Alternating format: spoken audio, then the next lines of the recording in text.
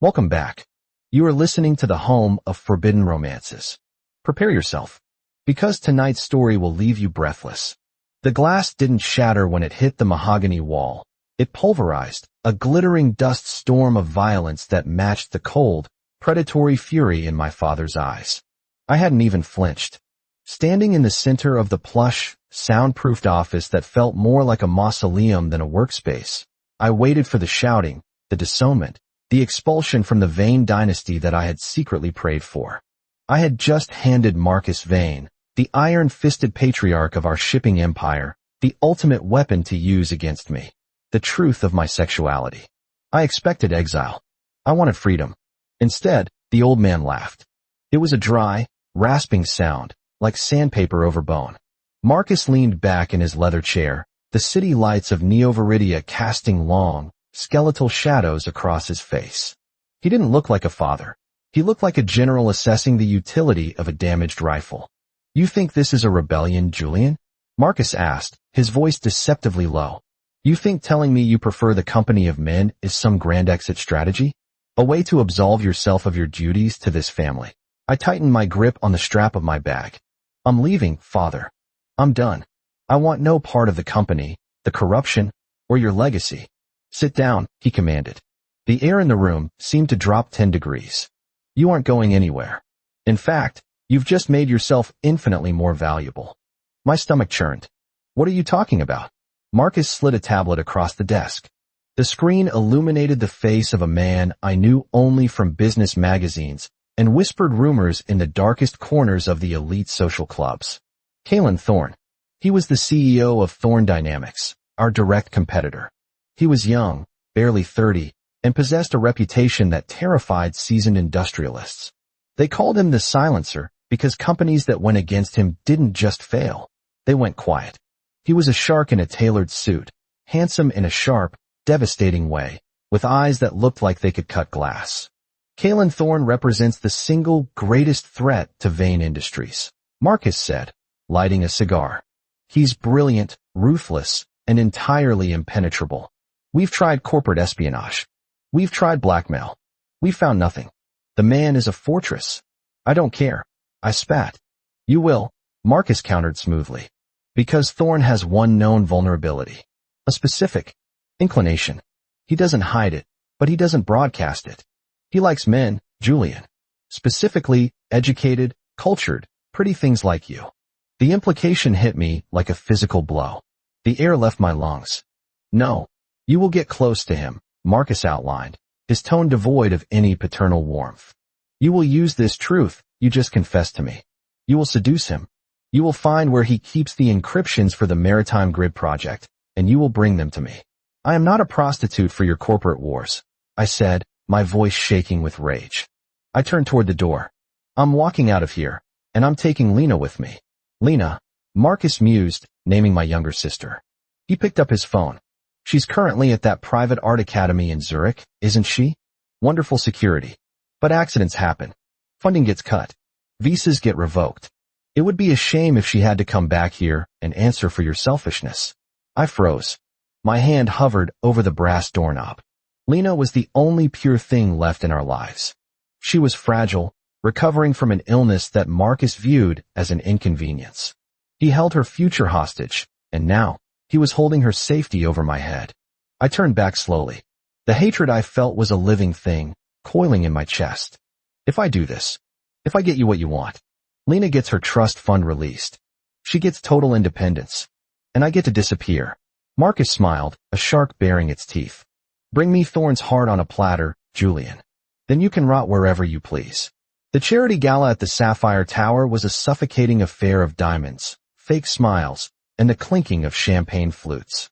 The elite of the city had gathered to pretend they cared about ocean conservation, but everyone knew the real currency tonight was influence. I stood near the balcony doors, clutching a glass of sparkling water like a lifeline. I was wearing a suit that cost more than most people's cars, a deep midnight blue velvet that my father's stylist had insisted would emphasize my pale complexion and delicate features. I felt like a prize poodle groomed for the slaughter. You look like you're plotting a murder or an escape, a voice murmured near my ear. It was a baritone rumble, rich and smooth like melted dark chocolate. I turned and found myself looking up and up. Kalen Thorne was taller in person. The photos didn't do justice to the sheer physical presence of the man. He wore a tuxedo that fit his broad shoulders with military precision. His hair was black, swept back from a forehead that bespoke high intelligence, but it was his eyes that froze me. They were a piercing, unnatural shade of amber, flecked with gold, watching me with an intensity that made me feel stripped bare. Perhaps both, I replied, instinctively falling into the defensive sarcasm that was my only shield. Though the balcony seems too low for a proper escape. Kalen's lips quirked upward. It wasn't a nice smile. It was the smile of a predator who had found something interesting in the grass. Julian Vane, the prodigal son. I heard you were a pianist. I didn't know you were part of the business fold. I'm not, I said, meeting his gaze. I'm just the decoration. Kalen stepped closer, invading my personal space. He smelled of rain, old paper, and something sharp, like gunmetal. Marcus Vane doesn't do decoration. He does assets. So, tell me, Julian, what kind of asset are you? My heart hammered against my ribs. This was it. The moment I had to initiate the game. I had to be alluring. I had to be the bait. But looking at Kalen, seeing the intelligence burning behind those amber eyes, the scripted lines my father's spies had fed me died in my throat. I decided to gamble. I'm the expendable kind, I whispered, dropping the facade. The kind he sends when he's desperate. Kalen's eyes narrowed. He didn't mock me.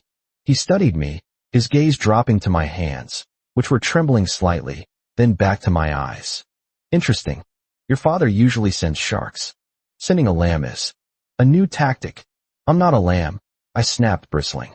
No, Kalen agreed, taking a sip of his drink, his eyes never leaving mine. You're a canary, sent into the mine to see if the air is poisonous. He leaned in, his voice dropping to a conspiratorial whisper. Tell me, little bird, is the air around me toxic? Lethal, I've been told. Good. Kalen set his glass down on a passing tray. He held out a hand. Dance with me. It wasn't a request. It was a challenge. The ballroom floor was a sea of swirling fabric, but as we stepped onto it, the crowd seemed to part. It was a scandal in motion, the sons of two warring empires, dancing together. But Kalen didn't care. His hand settled on my waist, firm and possessive, his heat seeping through the layers of my suit. They're staring, I muttered, trying to keep my footing as he led me into a slow waltz. Let them, Kalen said. I like making them uncomfortable. He pulled me tighter, effectively eliminating the space between us. Why are you really here, Julian? You hate this. I can see it in the tension of your jaw. I want a commission. I lied, the cover story slipping into place. I'm an architect. I want to design the new waterfront complex you're building. My father won't let me build anything that isn't a factory. I want to create art. It was a half-truth. I was an architect, and I did hate my father's brutalist aesthetic. Kalen studied me, spinning me around with an effortless grace that left me dizzy. You want to work for the enemy? I want to work for someone who appreciates vision, I said, looking up at him, injecting every ounce of vulnerability I possessed into my gaze. I heard you appreciate beautiful things. Kalen stopped moving. We were in the center of the floor, the music swelling around us. He looked down at me, and for a second, the cold arrogance fractured. He looked hungry. I do, he murmured, his thumb brushing the velvet of my jacket, grazing the skin of my wrist. Come to my office tomorrow. Noon. Bring your portfolio. If you waste my time, Julian, I will destroy you. But if you're good, perhaps we can make a deal. The weeks that followed were a blur of high-stakes tension.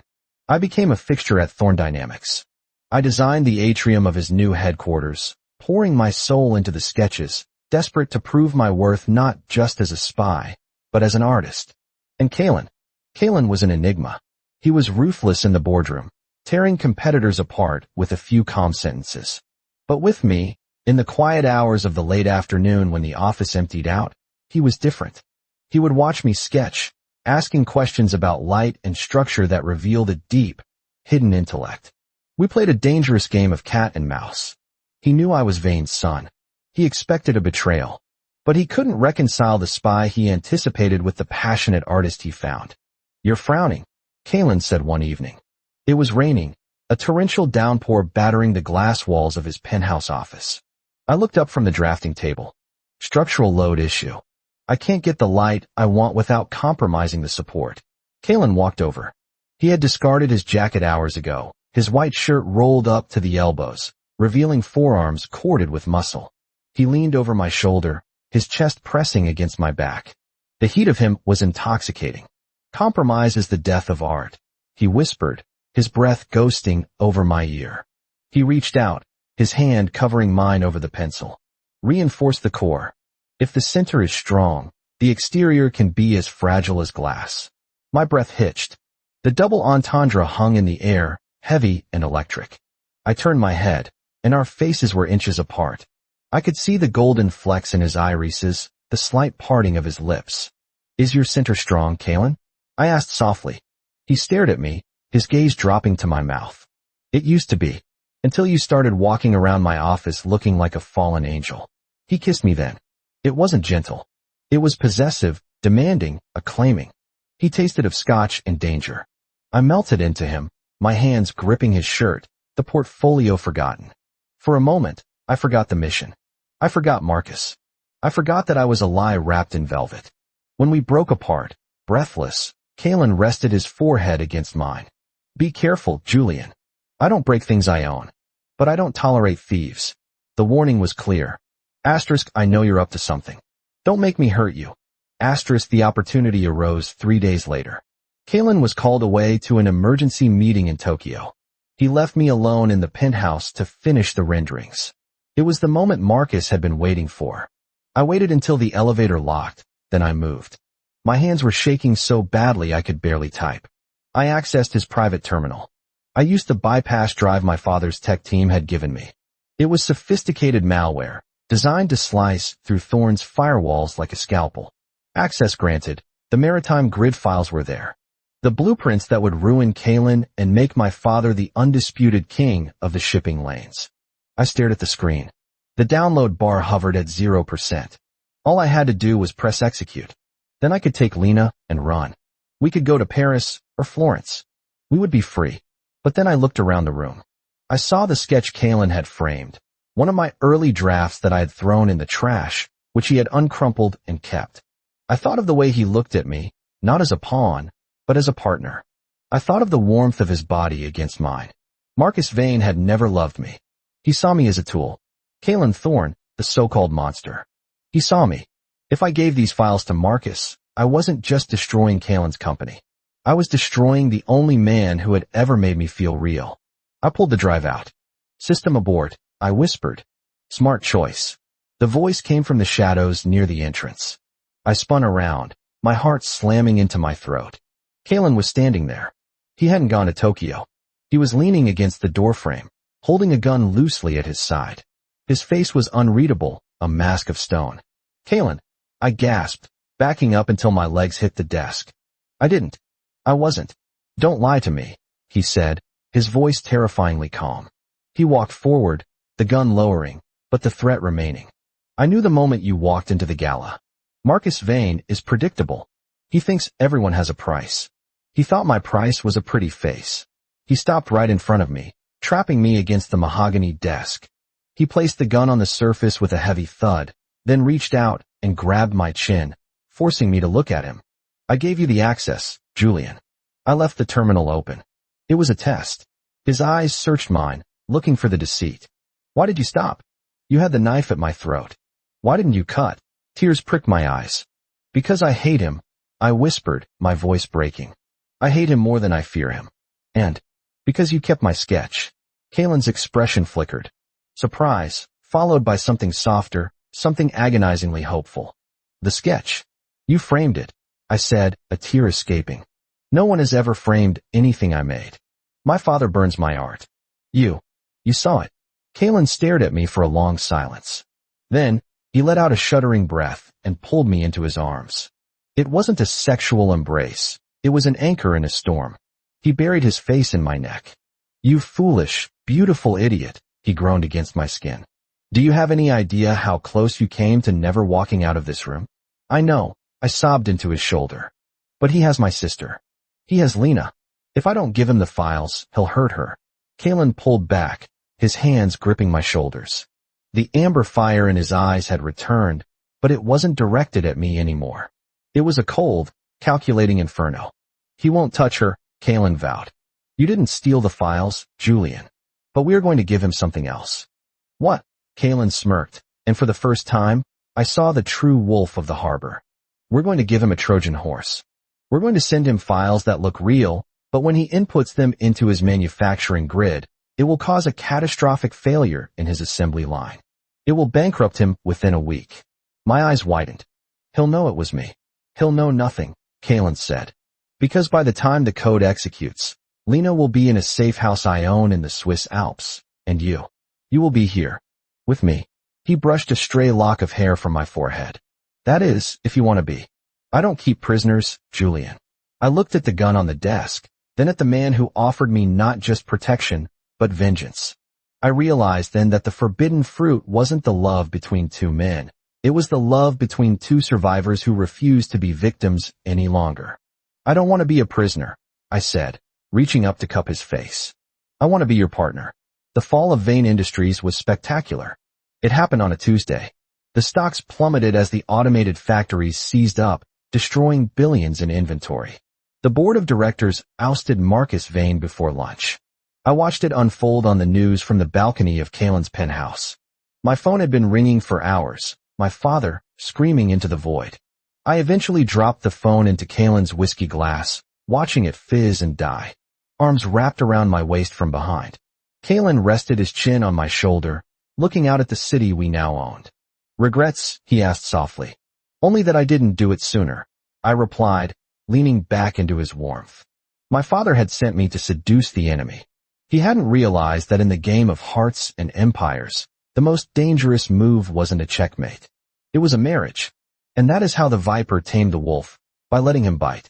If you enjoyed seeing Julian take control of his destiny, destroy that like button. And tell me in the comments, would you betray your own family to save the person you love? I'll be reading your answers. Subscribe for the next chapter. Until then.